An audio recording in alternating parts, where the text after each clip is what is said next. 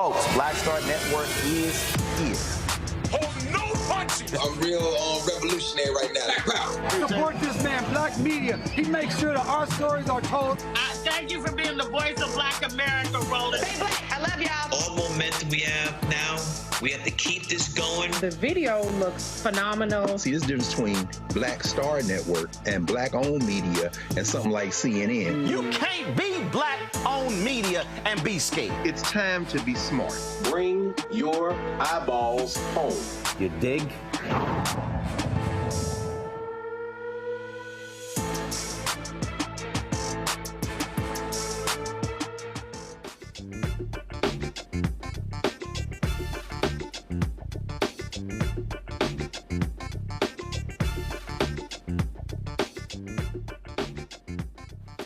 It's Monday, May 20th, 2024. I'm Candace Kelly, sitting in for Roland, who is in sunny California, participating in the 6th annual Anthony Anderson Celebrity Golf Classic.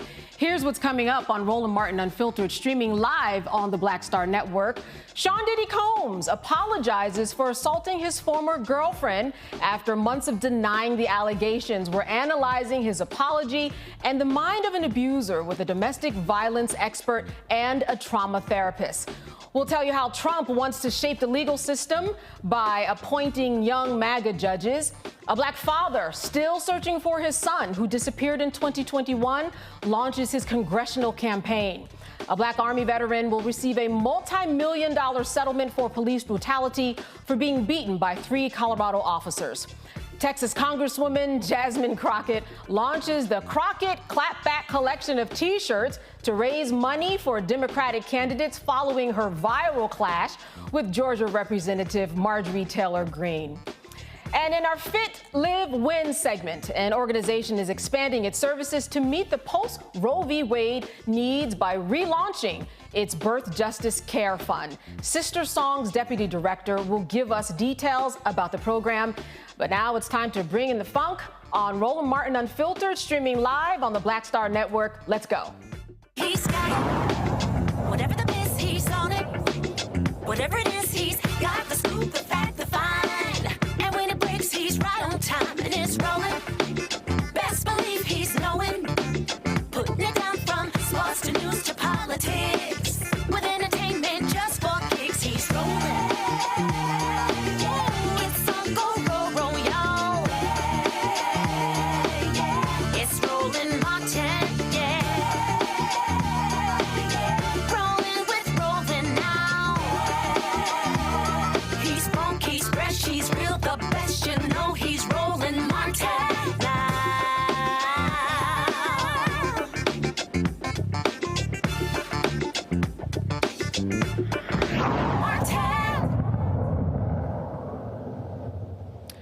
For months, Sean Diddy Combs denied ever assaulting his former girlfriend, Cassie Ventura, when she filed a federal lawsuit in November. That lawsuit was settled quickly, and Diddy continued to deny the claims.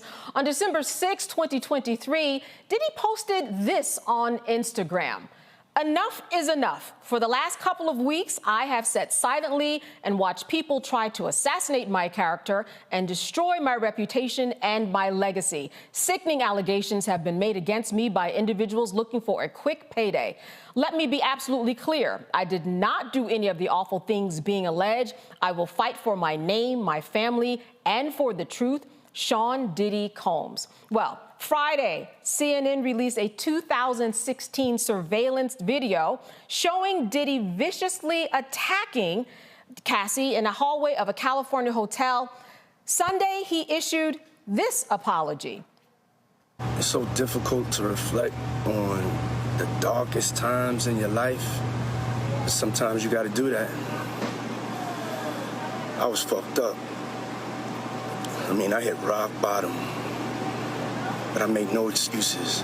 My behavior on that video is inexcusable. I take full responsibility for my actions in that video. I'm disgusted. I was disgusted then when I did it. I'm disgusted now. I went and I sought out professional help. I had to go into therapy and go into rehab. Had to ask God for his mercy and grace.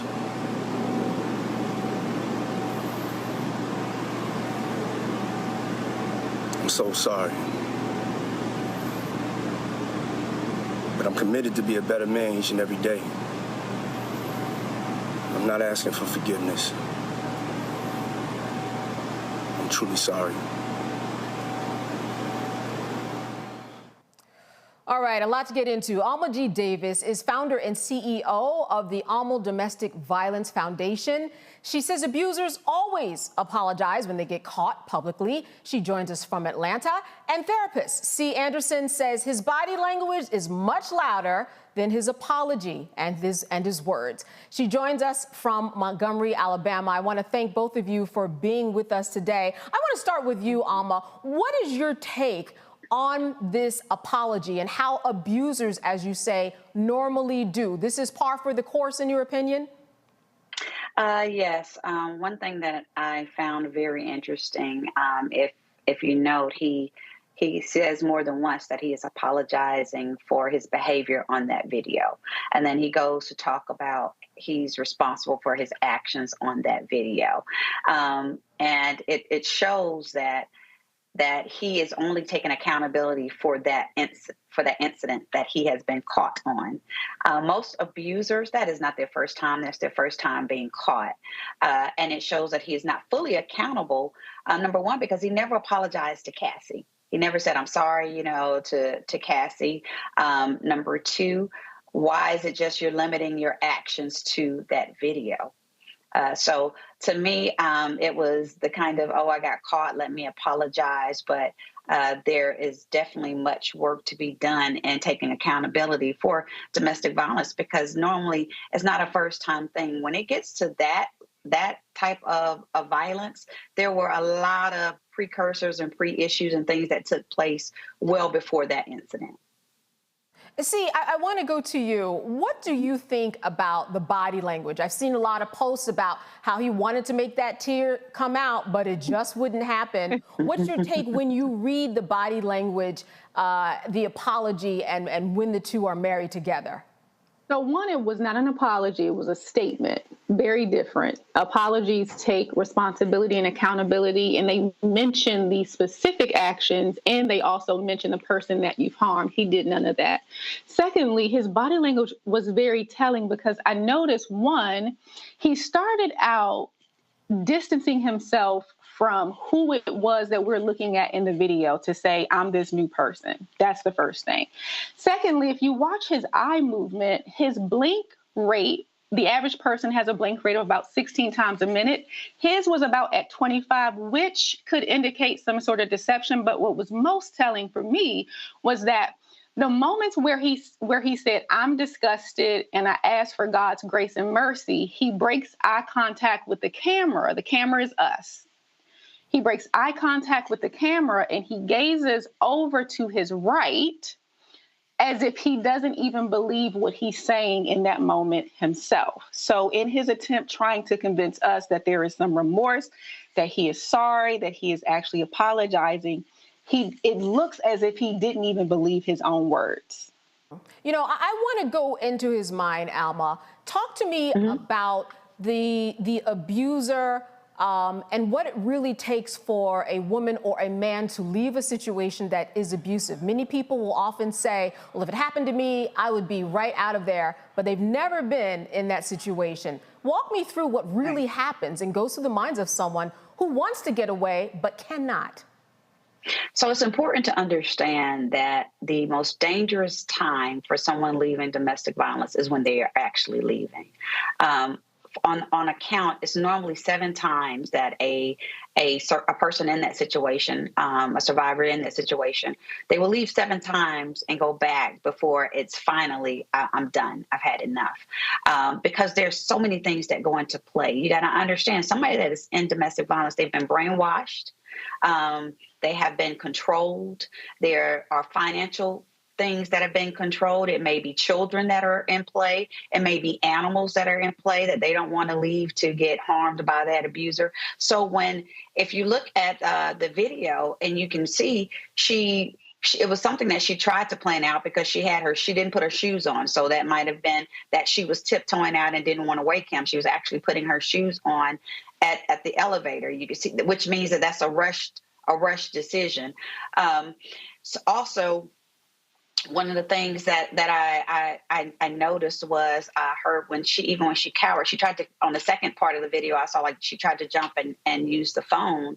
Hopefully she was probably calling for help. When someone, as they are making plans, normally when you're planning to leave, it's a thought out thing, right? Because you have been through a number of abuse. Through our foundation, the Alma Domestic Violence Foundation, like we actually take people through a safety plan, right? So because if you have children involved, making sure your children have a keyword that, hey, if mom or dad uses this word, that means it's time to go. Making sure you have identity, because a lot of times that abuser has taken your identity, whether that's your driver's license, social security card, things of that nature, making sure that you have a second copy, even down to making sure you have a copy of a key. If you are driving a vehicle, making sure you have a safe copy. So this goes to say that when you leave, normally you try to plan it out from some type of perspective. Other times you're not as fortunate. So for her to get to that, and then she still stayed, because that was in 2016, right?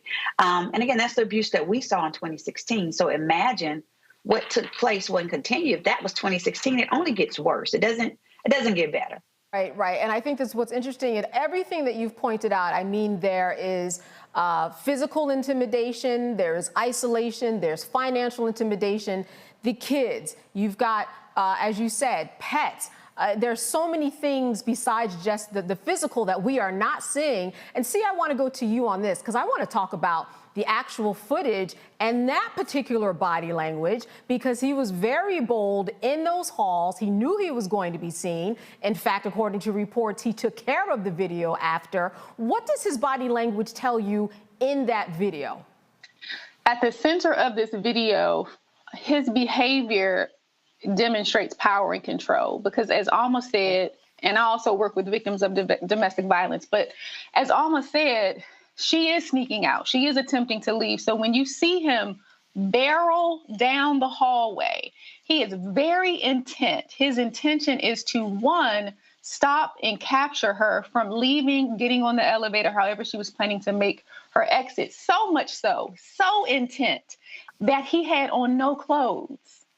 He had on no clothes. He came out in a public area where he could be seen, and under any other circumstance, he would probably want to be dressed. But power and control is so intense and so serious that the thought of having this woman, his possession, leave caused him to spring into action with a towel and maybe socks on his body. Mm-hmm. He did not care. You mentioned power and control. I really want people, if they have not looked at the power and control will of domestic violence out of Duluth, Minnesota, it really breaks down so that people can understand. Because if you haven't been in the situation, you just don't know. What would you say in terms of, and this would be for you, Alma, the process and the number of times often that it takes a woman to really get away? Many false starts, sometimes 8 to 9, for them to get out of that situation. Right. And like I stated, so most shelters, and they will tell you that it takes people 7 times. That they'll come, leave, go back. And 7 times is on average. One, because it's such a power dynamic, right? And as you think about, most survivors have been isolated, and that abuser has played into that survivor's mind or head of, there's no one there to help you. You're by yourself. So all of these things take place. And then a lot of times when you understand domestic violence, and that the number one reason that people stay in domestic violence is finances, right? A lot of times they've been stripped of finances, so they don't know how they're gonna make it. They don't know how, once they make that exit, how am I going to get to point A to point B? Am I safe? Because that abuser has has more than likely told them of all the harmful things they would do, even down to killing them if they ever tried to leave.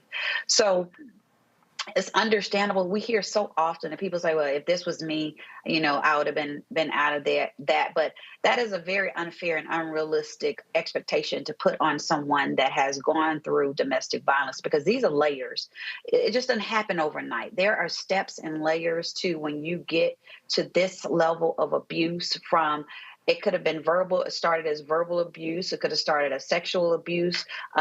Small things like even pinching, or demeanoring you verbally, and you thinking it's a joke, is funny. So to get to that type of abuse level is not as easy as it seems.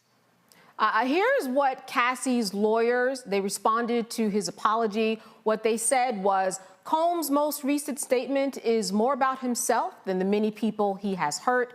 When Cassie and multiple other women came forward, he denied everything and suggested that his victims were looking for a payday. That he was only compelled to apologize once his repeated denials were proven false shows his pathetic desperation, and no one will be swayed by his disingenuous words. See, when you look at his apology overall, I think that most people would agree that this hurt him. What is your assessment about what he should have done? So my assessment of what he should have done was he should have, as we like to call, bombed first. So when this federal complaint was filed, he should have come clean then, right? Because Cassie was very specific in the complaint that she had receipts. And this video, however it came about, is a receipt. There are also other things that have not come out yet, according to what Cassie has said. So if he were truly remorseful, because in his statement video, he says, I went to rehab, I went to therapy. His response when all of the allegations came out were not the response of someone who was active in therapy, becoming accountable, understanding how their behavior has harmed someone. We know that in 12-step programs, part of rehabilitation and recovery is making amends, is coming to grasp with what you've done and what your addiction, whatever that may be, he didn't specify. But whatever that addiction is, part of that is you coming to grips and saying, I've hurt and harmed these people, and whatever is required of me to make that amends, I am willing to do because I am now turning over a new leaf. One of the things that he said in his statement was very telling.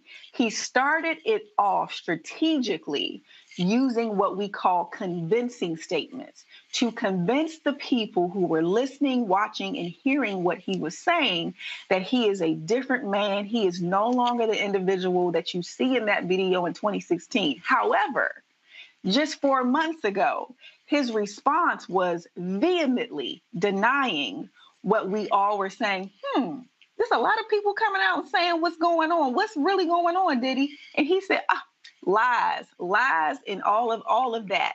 That is not the case. So someone who is remorseful says, yes, I did those things. I did those things. I hurt this person in this way. It is not about them. You don't give a self-centered apology. Right. And how about this? You got to say her name. That would you got to say her name. Right. He never said, he said, I apologize for my actions. Mm-hmm. What actions? Right. Going to breakfast this morning, we're confused. Let's be specific, right?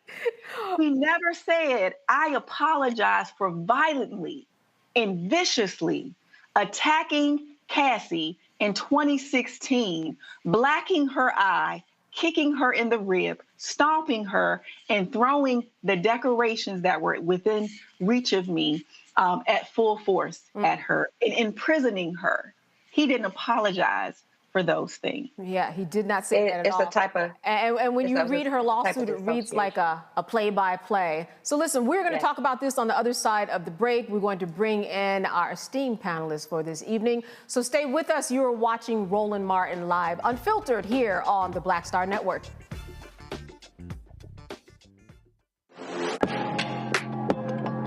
A lot of y'all have been asking me about the pocket squares that we have available on our website. You see me rocking the Shibori pocket square right here.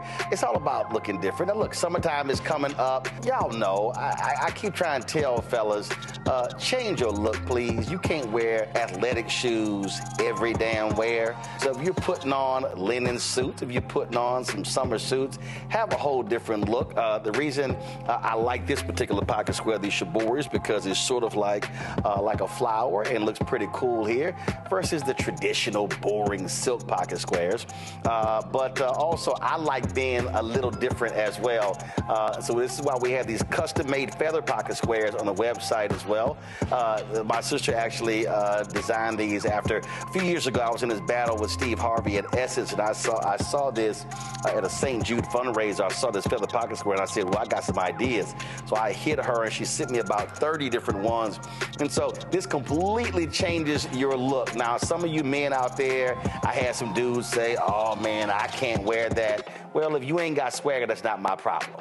But if you're looking for something different to spruce up your look, fellas, ladies, if y'all looking to get your man a good gift, I've run into brothers all across the country with the feather pocket squares saying, see, check mine out. And so it's always good to see them. And so this is what you do. Go to RolandSMartin.com/pocket squares. You can order Shibori pocket squares or the custom-made pocket squares. Now, for the Shiboris, we're out of a lot of the different colors, and I think we're down to about 200 or 300. So you want to get your order in as soon as you can, because here's what happened. I got these several years ago, and the Japanese company signed a deal with another company, and I bought them before they signed that deal, and so I can't get access to any more from the company in Japan that makes them. And so get yours now. So come summertime, when I see y'all at Essence, y'all could be looking fly with the Shibori pocket square or the custom-made pocket square. Again, RolandSMartin.com/pocket squares. Go there now.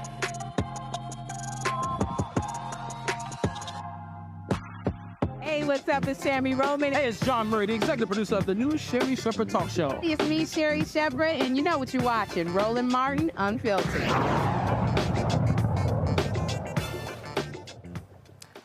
All right, we are back talking about Sean Combs, his apology, the body language. I want to bring in my panel, Dr. Omekongo Dibinga, senior lecturer, School of International Service at American University out of D.C. Dr. Julianne Malveaux, economist and author, also out of D.C., and Georgia State Representative Derek L. Jackson, representing the 68th District in Atlanta, Georgia. Thank you so much for being with us, all of you. I want to start with you, Dr. Dibinga. Question for our panelists that we have.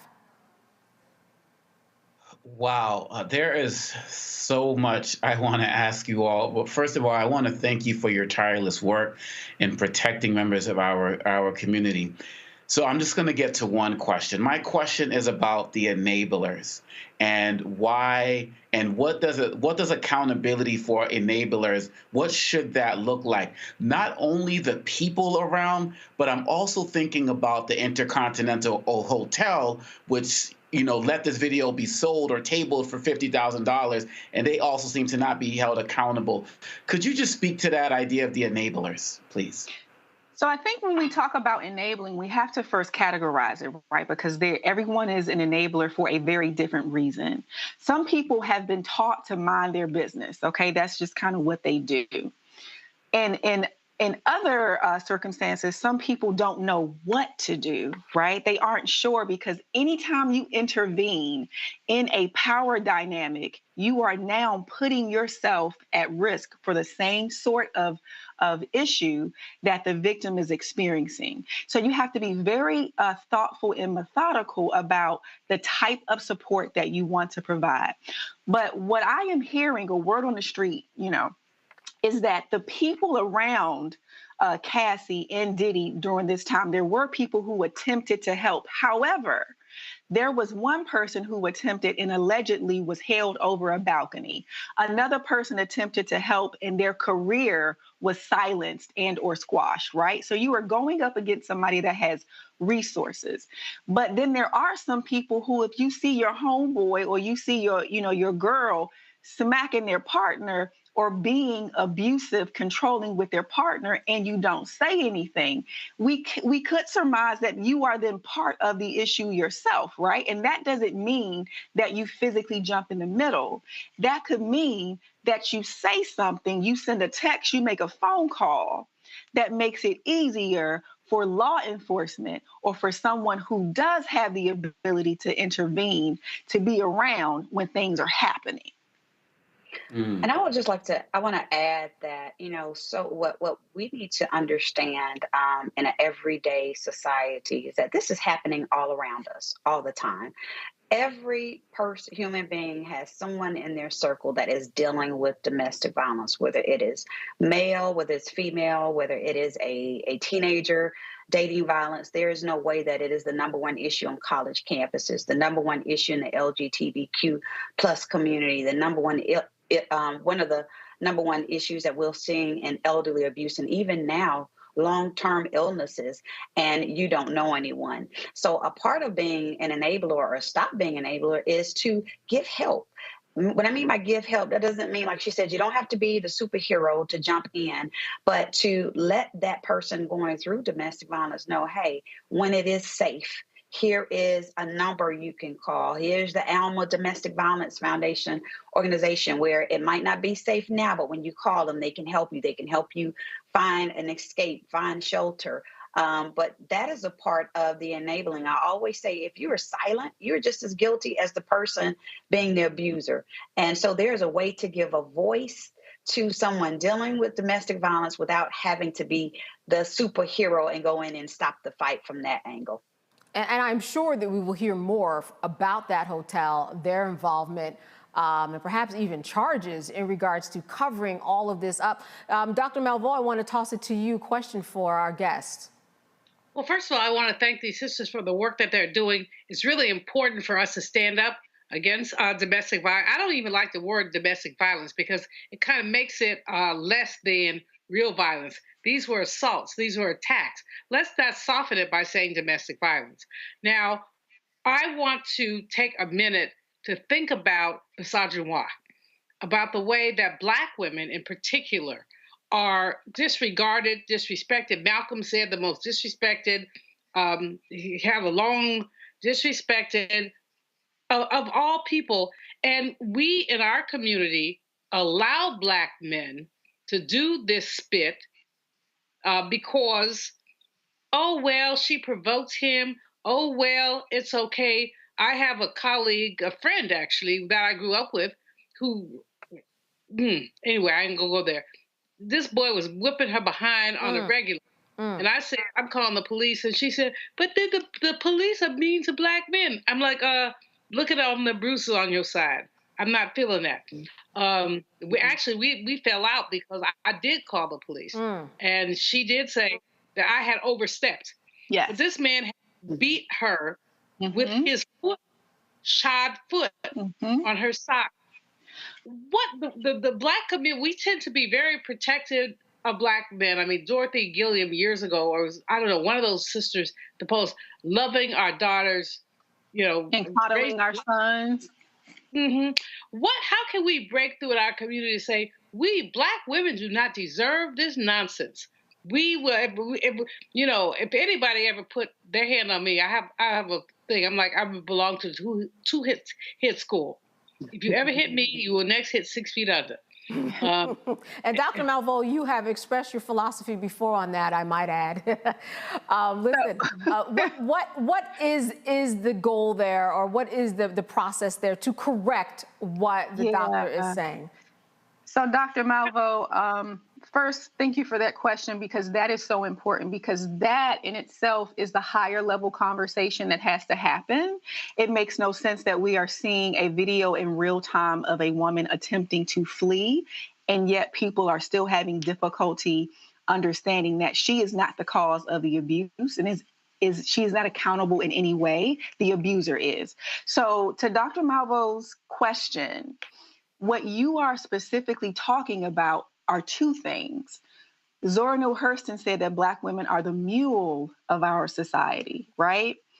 So as Black women, we are doubly oppressed because we are not only Black, but we are also female. And we have a long-standing distrust of the law enforcement and judicial system.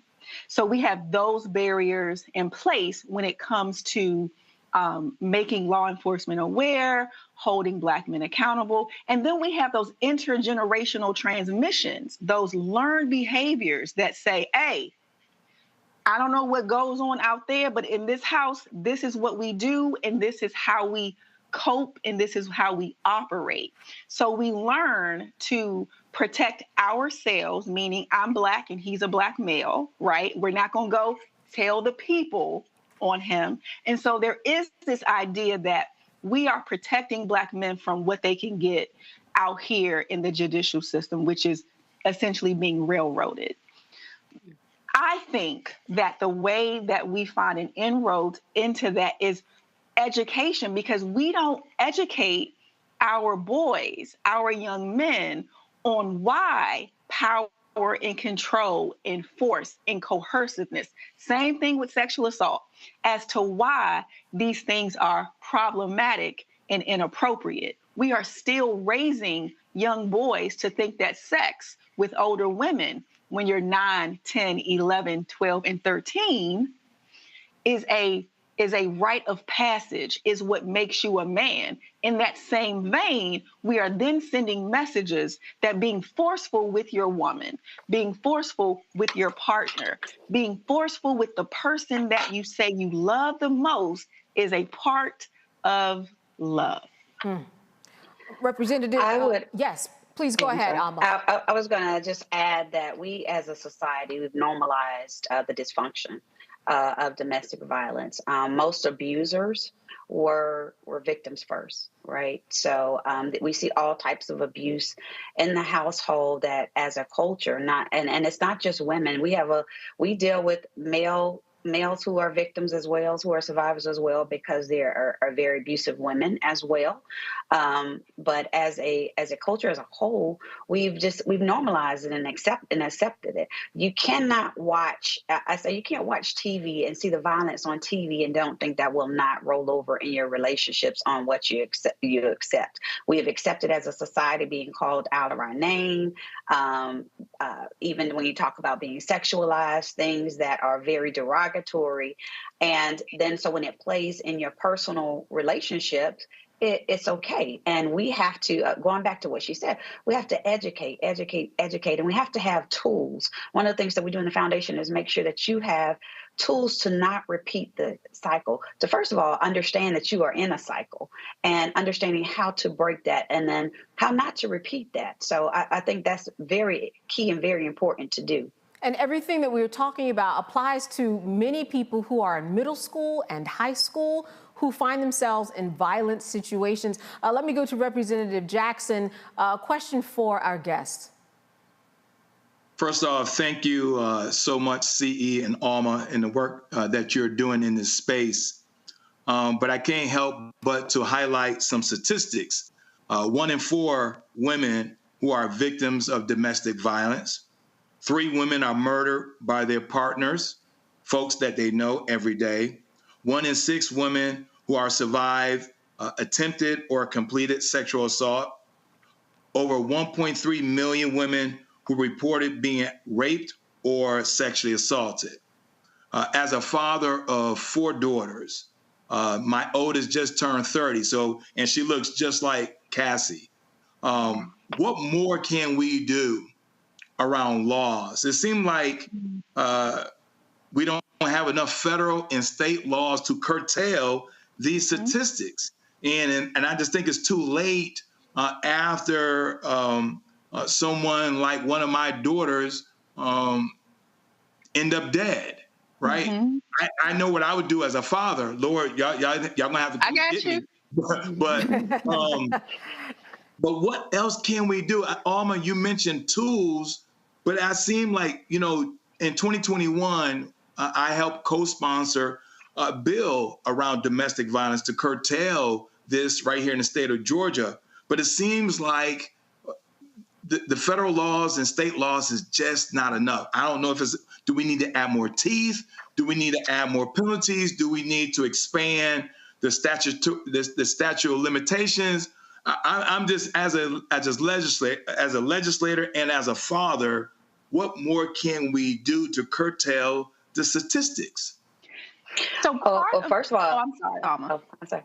The statistics aren't correct, and let me tell you why. Because only 5% of cases are reported. Yes. So when you think about the 95% that do not tell, it's not really 1 in 4 women. It's really 1 in 2. Same as the men. And again, the numbers aren't true because people don't want to talk about it. When we talk about legislation and the laws, just recently in Georgia, last month, we were able to help pass the SB, I think it's SB 83, the stalking law as a part of the whole dating violence TPO fix. And so we have to continuously get in front of lawmakers and have other, like your constituents, help them understand why this is so important. Up until just recently, stalking was not, if you were someone that stalked your victim, you were not penalized the same way unless you put your hands on them, which is unfair to that victim. And I hate using that word, unfair to that survivor. And so as I encourage people, take a look at the laws, even down to supporting. I know I was a part of helping Marcy's law pass, making sure that once someone has been arrested, that victim, that survivor is made aware that, hey, this person is getting out of jail. We see so many times when the victim doesn't know, and then they come back and get murdered because they were never notified by the system. So I think it is an all hands on deck thing. The more we become comfortable with having these types of conversations, not just talking about it when it's a Diddy issue, the more that people will become knowledgeable and want to do things and want to make a change. I agree with everything that Alma said, and I would add that as an individual, you can advocate, and that means making sure that your judges in your municipal court, your judges in your circuit court, the law enforcement in your area takes these kinds of calls and cases seriously. You would be surprised by how many individuals say that, oh, the judge just thought that we were fighting, that it was both of us, right? So judges and lawmakers, I spent a lot of my early years in my clinicals being the liaison between victims and the judge, because I had to let the judges know that when this woman leaves this courtroom, there is nothing standing in between her and that man, or that man and this woman, and he's all scratched up, but there's nothing there, right? And so I think people have to become more knowledgeable of the legislation that does exist so that they can then say, we need this to be implemented and implemented fully, like a protection from abuse order, which is very different from a TPO. It's under the Violence Against Women Act. And it's a federal piece of legislation that says if this protection order is granted when this person attempts to make contact or breaks the order, essentially, there is mandatory jail time. So being aware of the laws that are in place, particularly in your jurisdiction, and making sure that victims understand that they can advocate that this law be implemented here because this is my circumstance, and not leaving that up to a judge who has 50 cases on the docket and could probably care less about whether or not you're safe when you leave the courtroom. Because here's another thing that people should know, and this is for both of you and Alma especially, that when we talk about the numbers and people who stop abusing their spouses, that's a very low number. It's like 1 or 2%, correct? That will even make a change. In other words, if you are in a domestic violence situation, it probably will not change. This is not like someone who's addicted to drugs or alcohol, and there's a program that's in place for them to go through, and it's celebrated when people overcome. This is very hush-hush territory. Can you walk me, Alma, through some of the practical steps that people should know about if they find themselves in their situation? For example, a restraining order or a temporary restraining order. what should someone know if they want to leave? What will they go through? Again, a great tool is having a safety plan. So one of the things that you talk about, a temporary restraining order, so many people don't know that they can go after that. But I want to take it back a step further to just talk about some of the things that we teach. And we teach about the red flags, right? All domestic violence situations have red flags that appear. A lot of times we've been trained to ignore those flags, or think we can change that person, or again, it goes back to the number one reason of domestic violence is finances, lack of or control of, and feeling like we have to be with that person in order to get some type of needs fulfilled. So it's important for people to, one, if you've been in that situation, you got to seek help. Right? You've got to understand what is it that is causing you to continuously go back and address the things that are those different traumas, because there are traumas that have happened to you, and get clarity on what those are and go through a healing process. So I always advise for people who've gone through domestic violence is to seek help, seek professional help. That it is mental. There are mental things that you've gone through, and likewise on the flip side, the abuser. You can't just cold turkey stop unless you have gotten some type of help, because again, you need to know what your triggers are. What has happened to you that has caused you to feel like the only way that you can communicate or deal with someone is by being abusive. So learning healthy skills on how to communicate with people, what's acceptable, what's not. Being called out of your name or demeanored is not acceptable. And it goes back to that's something that we have normalized. Understanding if you're in that situation that there are organizations out there that can help you. I know the abuser normally tells you, okay, no one's listening, no one cares, but there are organizations and the services are free, down to helping you get a TPO. If you need an attorney, services are free. Understanding that most cities have a victims through the prosecutor's office, a victims comp division that will help you, whether that's with your medical bills, whether things of that nature. If you have a TPO in place, or there are things in place showing that you have been abused. So it's important. The number one thing is to let people know that you're not by yourself. And even though you have been isolated or are going through things, that there are sacred organizations that can hear you out and help you get a safe place and get out of that situation. See, you wanted to add to that? Sure. I think most have to understand that it's not an easy process, right? This did not happen overnight, and that them finding themselves in that cycle doesn't say anything about them. A lot of times, those who find themselves being a victim will think that it's because I'm weak, I'm this, or I'm that. It does not say anything about you that you have found yourself in that situation. What it does say is that you may have some beliefs about yourself that maybe led you to not leave, or to say, you know what, I'm good. We don't have to go on a second date, right? The guilt and the shame that comes with having someone, the guilt and the shame that comes with having someone demean, degrade, and essentially cut off your agency, your sense of self, your sense of identity, your sense of freedom is very powerful. And many people stay because they believe that they can flip it or turn it around, and they can somehow become what their partner wants them to become. And by doing so, they make everything okay. That will never happen. That person, the person who is harming you, is who they are. They were like that before you came along.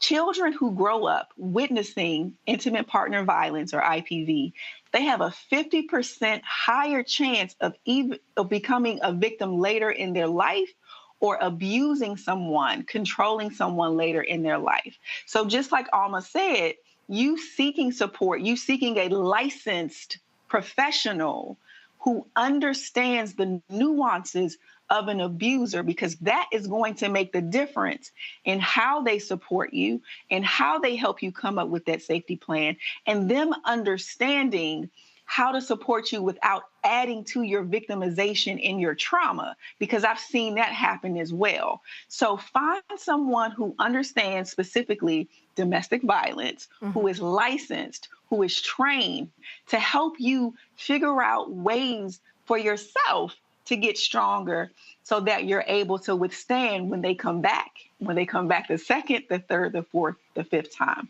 because that's also a part of the recovery process. And every state has organizations that will help people that are out there. People will often say, but didn't Cassie have money? Why didn't she get away? She was charting, for goodness sakes. But we don't know who was in control of all of that. As you said, it is all about power and control. Well, speaking of power and control, the people who are in power and control now are the feds, who are working overtime. I would imagine that they are building a case that's looking similar to R. Kelly, but that is just my assessment of all of that. I want to thank both of our guests for being with us today. Alma Davis, founder and CEO of the Alma Domestic Violence Foundation, and C. Anderson, a therapist out of Atlanta. Thank you for allowing us to get into your head to see what was going on really in Sean Combs' head. Good to see you, and thank you for being with us today. Thank you for having me.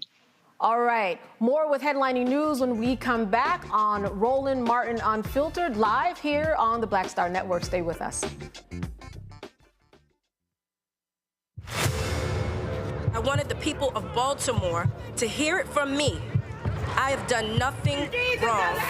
Prosecutor for the people. But I see that what you are trying to do is destroy this black woman for doing her job. I have heard your calls for no justice, no peace. However, your peace is sincerely needed as I work to deliver justice on behalf of Freddie Gray. Maryland was a force to be reckoned with. I was assuming this was all because of Freddie Gray, but it actually is much deeper than that. Baltimore's top prosecutor, a woman named Marilyn Mosby, was indicted yesterday in the Eastern District of Maryland for perjury. Couldn't help but think about Donald Trump. This is what you got to deal with when you are a black woman fighting for just causes in America. Yeah, but just taking on the police, period. She's stepping on their toes. They want to cross her out of the system so she can't stand up for the preacher. Reached in the pool and grabbed me and pulled me out. Imagine if this were you. You would want people to stand in your corner. I lost my car. I lost my job. I lost my marriage. And I almost lost my mind for a little while. It's just so much right now, Lord, and I'm just saying, why are you putting all of this on me? I'm about to break. Coming soon to the Black Star Network. It was my junior year at Georgetown, and Spike calls me and he says, Malcolm, what are you doing next year? I said, I'm graduating, you know? He said, take a year off, work on Malcolm X. I said, okay. But first of all, for the folks who don't know, Spike is my cousin. Spike is my cousin. Just for the person watching, like, how the hell is Spike just gonna tell you that it's true? It's true.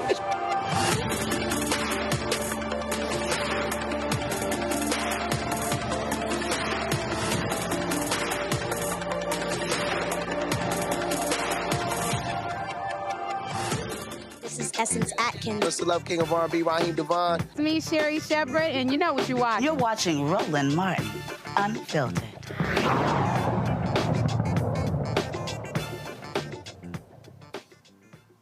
If what has happened in the past few years, the overturning of Roe v. Wade and the dismantling of voting rights, is not a sign to vote, maybe this will wake some folks up. Well, at the NRA annual meeting, Trump openly discussed his strategy of manipulating the federal judiciary to extend his political impact. Then I called up my people and I said, I have a guy from New York who's an incredible lawyer, he's got the right temperament, he'd be a really great judge. Oh, good, sir. How old is he? I said, he's 69, sir. So he's going to be there for 2, 3, 4 years. We like people in their 30s, so they're there for 50 years or 40 years. We don't want, and as soon as they said that, I realized, yeah, they're exactly right. Trump's appointment of judges in their 30s to lifetime positions on federal bench has already paid him dividends. Aileen Cannon, a U.S. District Judge for the Southern District of Florida, was just 39 years old when she was appointed in 2020. Cannon is the judge presiding over the classified documents case against Trump, stemming from troves of top secret documents being uncovered at Mar-a-Lago in 2022 after he left office. She has consistently postponed the trial's start date, almost certainly delaying it until after the 2024 election. You know, Dr. Malva, this is something that we saw coming. He has appointed over 200 judges already, and he is in the process of still continuing to work that particular arena.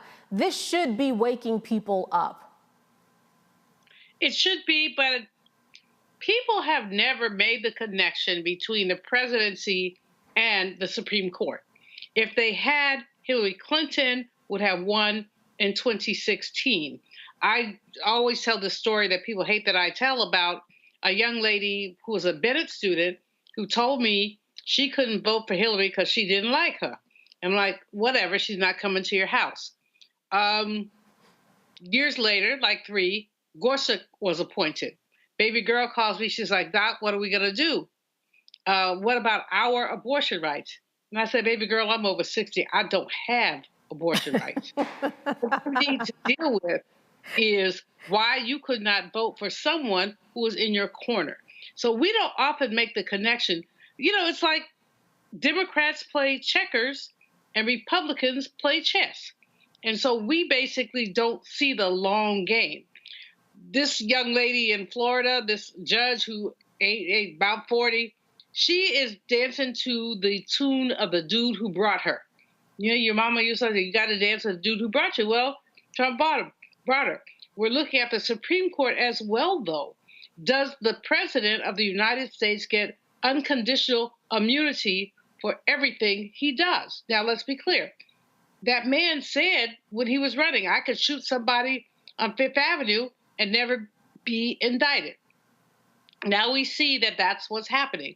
So we have to play the long game. All these brothers and sisters who are sitting there, I don't want to vote, oh, blah, blah, blah, blah. What's wrong with them? Do you understand that basically you have set the tone and the stage for the encroachment of your rights? That's literally what is happening. And so I would just say to people, you know, whatever you're thinking, think about the long game. Biden's not perfect. None of us would say he is. But guess what? He's a hell of a lot better than the orange man. And so when you talk about these judges that are being appointed, understand if that man is allowed to appoint anymore, we could just check our rights at the door, because that's what we're trying to do, and it's unacceptable. And Representative Jackson Obama would have had more appointments had he not been held up by, Mitch McConnell there. People really need to understand that this really is about the vote that is made. You know, during the speech, he said that he was going to give a judgeship away to someone who was 69 because they had asked. But the people in his camp said, no, no, no. You don't want to give it to someone who's about to retire. You have to give it to someone who's in their 30s and their 40s. As a representative for Georgia, how would you explain to someone the importance and value of someone having the right to appoint these judges? You know, Candace, that's an excellent question. And I certainly agree with Dr. Melvo. As a Democrat, I don't think we do enough on highlighting the judiciary branch. We do an excellent job talking about the legislative branch. We even talk about the executive branch. I think that's how we were programmed. But very seldom we talk about the federal judiciary. And I think we need to do more, because these last 4 years we have watched how the former president had realized that by him talking more about judges and their appointments, I mean, we can clearly see those 3 that he appointed changed road, right? They even lied when they were going through the nomination process. They lied. But this is supposed to be the time where we think about the rule of law. Think about that for a second, Candace. For as long as I'm 58, and I cannot think of a time we often stated no one is above the law. But we have watched, Candace, that there's one individual, even Richard Nixon didn't quite make it as far as Trump. He has 88 felonies, four indictments. I mean, what more do we need to tell the American public? And I think that's what we're doing here in Georgia. We're outlining that there is a binary, and that binary is, do you want to be led by someone with 88 felonies, 4 indictments, 2 impeachments within 4 years, or do you want to continue on?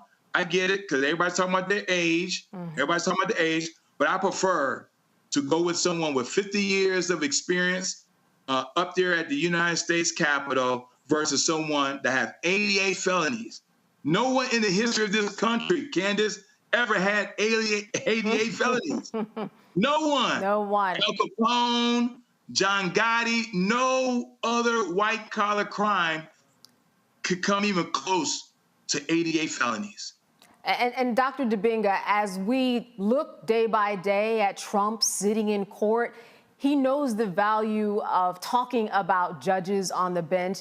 It seems as though somebody really schooled him beforehand about this particular, about these judgeships and how important it was. He's always taking a stab at judges at any turn that he can.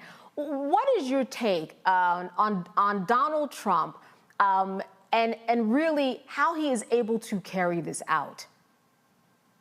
Well, the fact of the matter is that he's a chameleon. He'll switch up at the drop of a dime for anybody. I mean, this guy was for abortion before he was against abortion. I mean, the list goes on and on. He was for TikTok staying before, and then he was against TikTok. Whatever is going to be the most convenient, because his whole life is based on being a transactional president, is what he's going to do to stay in power. We're talking about judgeships right now, but let's also be mindful of the fact that at a dinner or a meeting with members of the oil industry, he basically promised to rewrite or get rid of everything that Biden is doing as it relates to the climate change and renewable energy and all of those types of things. And members of that industry right now are actually drafting up executive orders for him to pass on to him. So really, at the end of the day, when you're running against somebody whose main interest is trying to stay out of jail or prison, he's going to promise whatever is going to be the most convenient. And now when he's talking about this whole thing with the judges, I mean, he's talking about rolling back LGBTQ rights as well.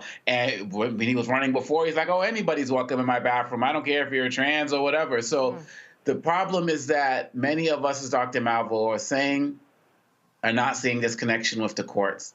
We're not making that deep connection. It's not just the Supreme Court. You know, at every level, federal judges across this country, and I'm so proud of what Biden has done in terms of the diversity of the people that he's appointing. But once we can solidly understand this connection between the courts and our society and the presidency, we'll start to see some real drastic change. But until we do that, and we just keep going with, oh, I don't like Hillary because I don't like the way she did Obama. Oh, I don't like Obama because he didn't do that. I don't like Biden because my loan ain't canceled yet. Like, as long as we keep having these like petty type of things, Republicans who know that they can't win when everybody votes and it's actually fair and square because their power is shrinking in terms of voting numbers. Until we get that in, they're going to continue to win by division. And Dr. Malvo, what people really have to understand too is that you might not think this is of concern to you until you need to go to an appeals court, until you find yourself in federal court, and then it really does make a difference.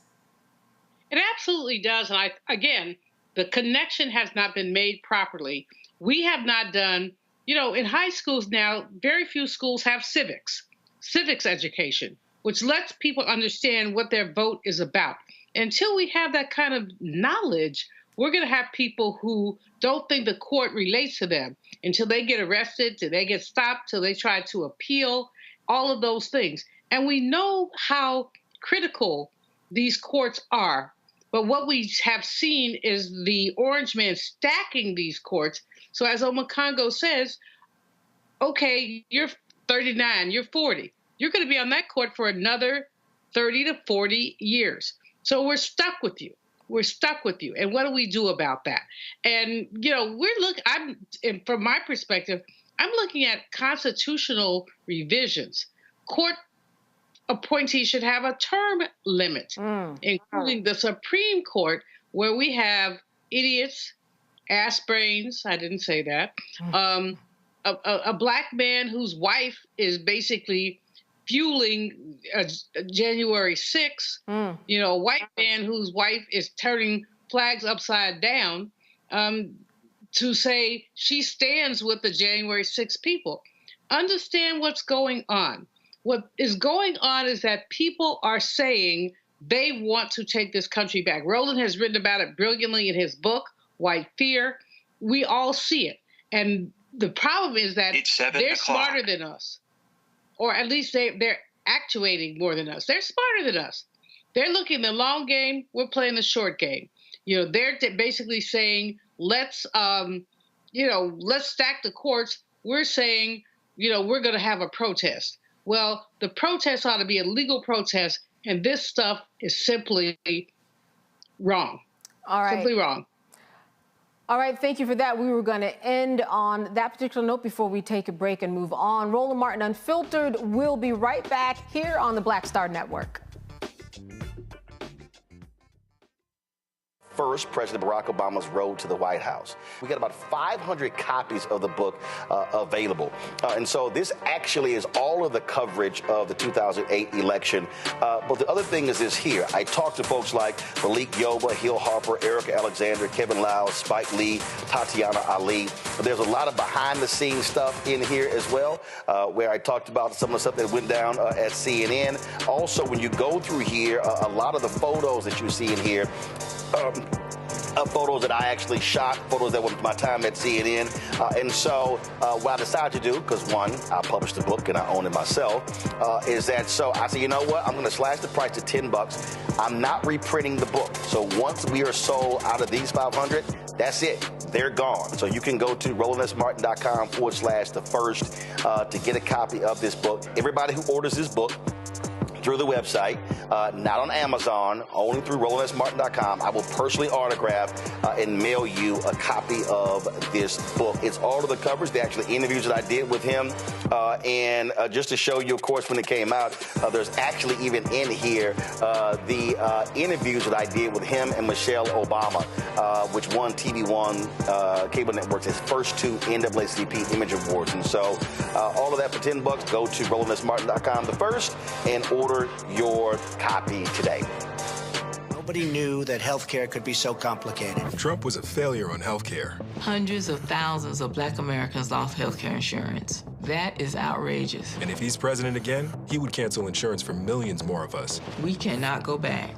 President Biden and Vice President Harris have lowered healthcare premiums and expanded coverage for black families. They also capped the price of insulin at $35. Joe Biden is getting the job done for people just like me. I'm Joe Biden, and I approve this message. Hi, everybody. I'm Kim Coles. Hey, I'm Donnie Simpson. Yo, it's your man Deion Cole from Blackish, and you watch Roland Martin Unfiltered.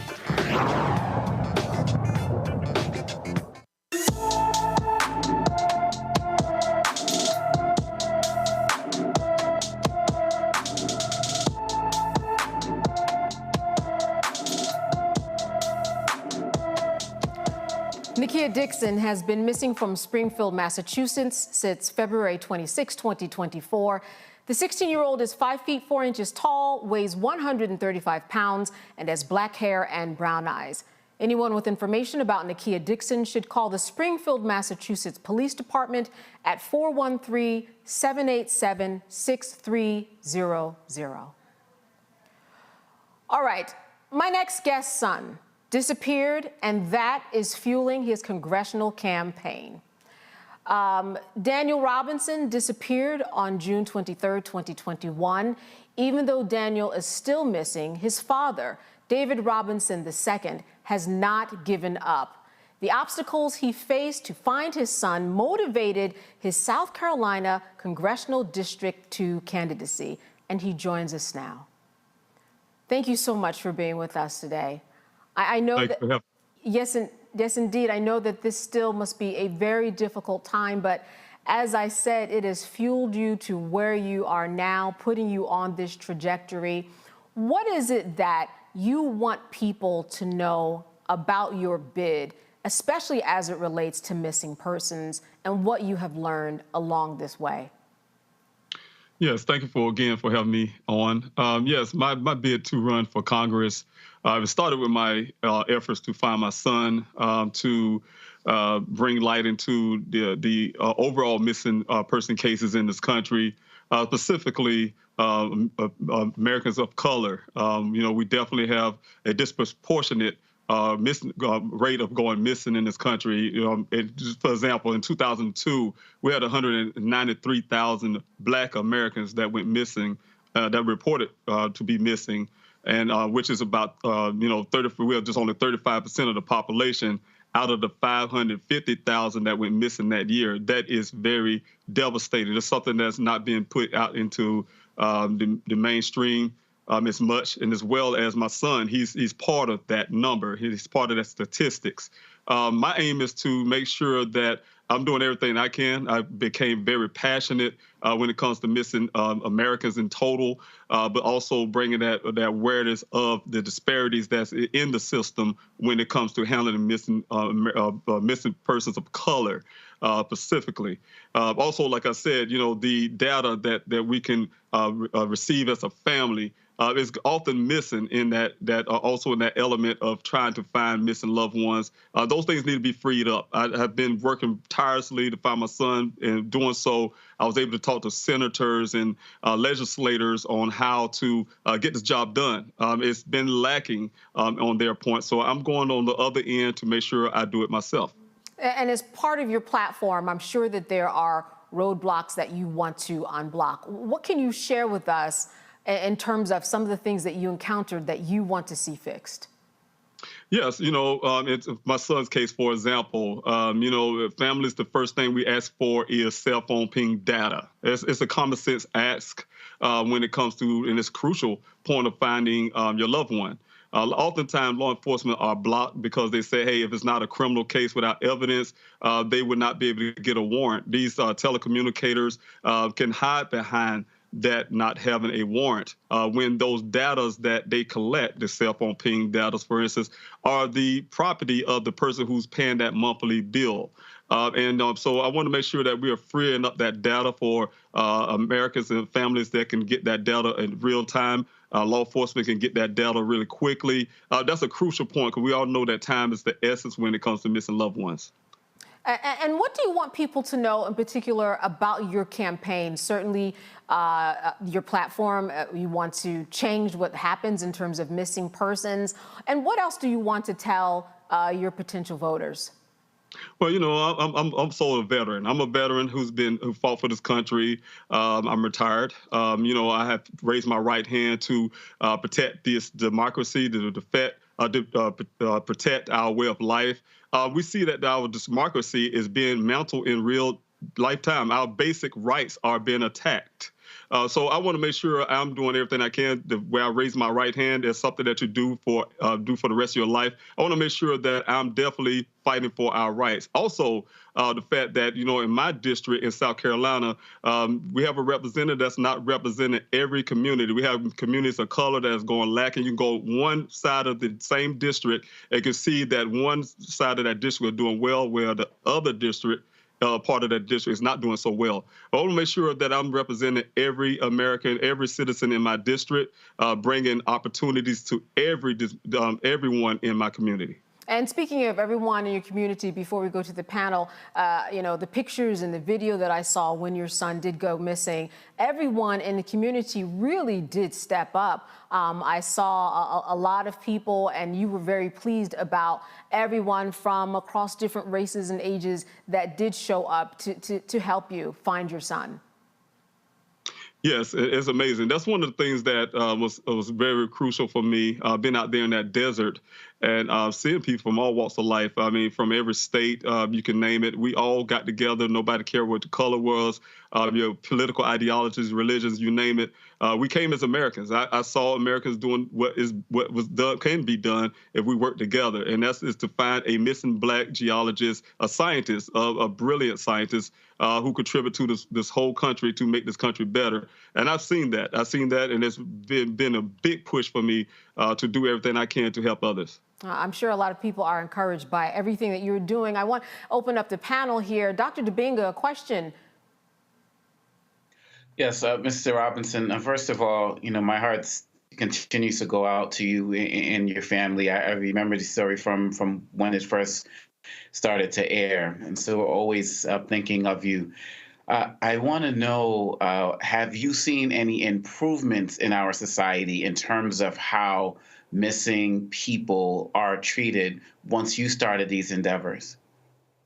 Well, as I said, when it comes to the disparities, we haven't seen much of a change at all. But I can be pleased to hear about for instance, the Billy law that helps kind of coordinate some of the things when it comes to missing Americans, to find, data, coordinate the data where we can free up some of this unidentified Americans that's sitting in these morgues and things like that. So that is very crucial to helping find missing loved ones. However, it's not helping Americans in real time, like I was just speaking about a while ago. I just want to make sure I'm doing everything I can to help. It'll go far enough so to help Americans get things done quickly and efficiently. Representative Jackson. First off, my heart goes out to you as well, David. I recall when Daniel went missing, and we received that information right here in Georgia. It was on our local news. My question for you, David, is this. As a elected official and how you campaign, there is a fine line or balance, if you will, not to, politicize your son's, missing and running for office. How do you square those two, want to make a change in this space? Because when a Black person goes missing, the response is very different than compared to when a white person go missing. And so how do you square those two as you continue to seek the 2nd Congressional District office? Well, yes. Thank you so much for that question. The way I square that is the fact that, my son is part of that statistics of the 40% of Americans that go missing. To square that is to make sure I'm doing everything that every American, no matter what your race is, receiving some of those data that I've been speaking for instance, because it would help. It will help in my son's case, in the future. It may not help today as it stands, but once legislations are passed, things that I want to be working on, God forbid, my son is missing that length of time, God forbid, I'm able to get those data that exist, for instance, and things like that. So one thing for sure, it will help many Americans. I want to make sure that I'm pointing out into my district, because it don't just affect my family, it affects every American in this country. In my district in South Carolina, we have over 270 that has already gone missing this year, and that number is expected to climb. That's something that happens every year. So I got to make sure I put out the message that it's not just a problem for the Robinson family. It's an American problem. It's an American crisis, just above and been going longer than the opioid crisis, for instance, that we have in this country. So we want to make sure I highlight those and make sure that's part of my platform to let people know that, hey, look, this same thing happened to me. It can happen to another family. It happens every day as we're speaking. I want to make sure I bring that to attention. All right. Dr. Malveaux. Mr. Robinson, first of all, thank you for sharing, for being so transparent, and for especially what's happening with your son. I want to encourage people to go onto your website. It's really important because you list all the things that you wish to do as an elected official.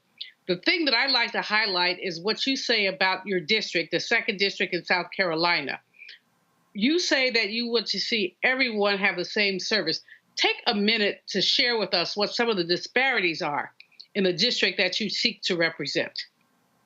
Well, yes, thank you so much again. I'm using an example. When I grew up in high school, I did very well in school. A lot of students are doing very well also. But when I was in school, I did very well, making great grades.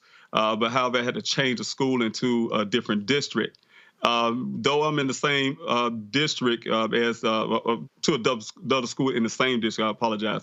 But when I had to change school and go to a different school, I found out I was lacking. I was behind. So what I found is they didn't put money into our district or outside of town, the Black community. Those schools were lacking funding, where we were getting hand-me-down books, for instance. So those things are problematic, what I see in my district. Also, the fact that some companies, we go to every store in our block, they're owned by different people that take that money outside of our community and put it in other communities. They get incentives to build business in certain communities, and those communities not doing well. We look at the infrastructure in one side of the district and look at the infrastructure on another side of the district. The road projects are being hampered and things like that. The funding is not getting there fair. There's not policies there to push those construction companies to do the job on a timely manner when they're bidding for those jobs. So it's things like that I see in my district that I want to change, where the district, the communities in my neighborhood is not the only person that I'm representing. I'm representing all the communities that is not in my neighborhood as well. David, I think it's really important to point out the fact that your son and how he was presented to the media really made a difference. I'm not sure if you got ahead of that, but we have the young Black man with the nice pictures who's a geologist. All of that translates into what the media will and will not pick up. I was wondering if you had anything to say about the media, their role, and the shaping that unfortunately has to go on in order for anybody to pay attention. Yes, I sure can. The Petito families, I'll use that example. Are very good friends of mine now, and they don't mind. But the thing is, just like in the example of the Petito case, they call it white woman syndrome, where they use an example where the coverage is a lot more when it's a white woman with blonde hair, blue eyes, have the image of someone who's whether they're on the podcast or doing something very well. Those things I get a lot of coverage and immediate coverage.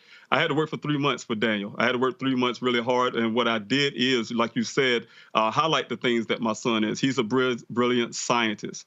He's loved by his family, despite of some of the stereotypes that may be out there. He's loved by his father. He has a father in his life. I just wanted to make sure I was ahead of that as well when I put the story out about my son. I built the website, pleasehelpfinddaniel.com, to reflect that, to give people a place to go and see this family dynamics, how my son is important, how brilliant he is, what he did in school, for instance, those type things. So those are very important areas to bring that. Despite all of that, it took 3 months, though, So again, it takes a lot. Like I tell my children, sometimes we have to go 3 times as hard, but it's worth the job to get my son's story out there. And before we let you go, I just wanted to know, obviously, this is a huge impact on your life, but I know that someone in your position, not everybody is in that position, the time. I'm wondering what toll has this taken on your family and your life, your work situation, and how have you been able to balance all of that? Oh, yes, it's very hard. It's very hard. I had to spend over 2 years just nonstop searching for my son out there in the desert. We did 49 weeks, 35,000 acres of land. It hurts the family. It hurts the family because every day, we don't have answers. We are finding other human remains, but thank God we haven't found Daniel in that situation. But it's just the fact that we don't have those answers. It tears the family apart. When we had our dynamics have changed a lot. We're missing someone. We have dinners, for Christmas, for Thanksgiving, for you name it, and Daniel's not there. It changes the outlooks of everything in our family. We have to readjust. So it's taking time. It's taking time, but we're working on it. All right. David Robinson, thank you so much for being with us today, sharing your story. We are here for you, Roland Martin Unfiltered. When it comes to media, we know sometimes that attention trickles off. Thank you so much for sharing, and good luck in your candidacy out there. I appreciate it. Thanks so much. All right, you are watching Roland Martin Unfiltered here on the Black Star Network. We'll be right back. Next on Get Wealthy, with me, Deborah Owens, America's Wealth Coach, women of color are starting 90% of the businesses in this country. That's the good news. The bad news, as a rule, we're not making nearly as much as everyone else. But joining us on the next Get Wealthy episode is Betty Hines.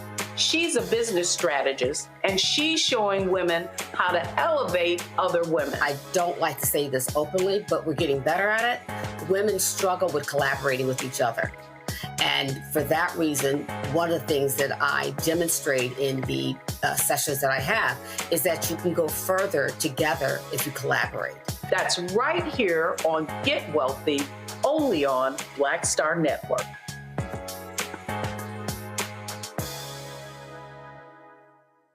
Next on the Black Table with me, Greg Carr. Dr. Gerald Horne, a man regarded by many as the most important historian of our time. He provides us a history lesson I'm betting you've never heard before. Texas enslavers who plan to continue the conflict even after Appomattox, even after the formal surrender of Robert E. Lee. Dr. Horne talks about his new book, The Counter-Revolution of 1836, Texas, Slavery, and Jim Crow, and the Roots of U.S. Fascism. You do not want to miss this conversation. Only on the Black Table, right here on the Black Star Network.